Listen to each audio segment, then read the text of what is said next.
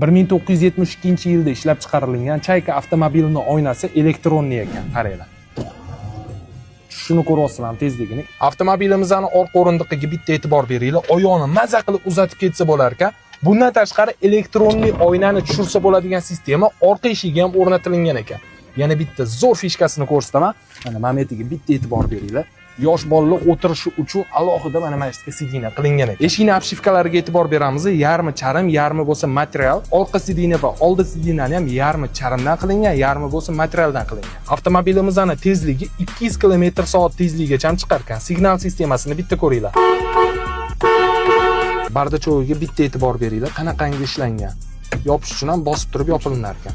Avtomobilimizning ishlab chiqarilgan yili 1972-yil. Motorining obyomi bo'lsa 5.5, 195 ot kuchi.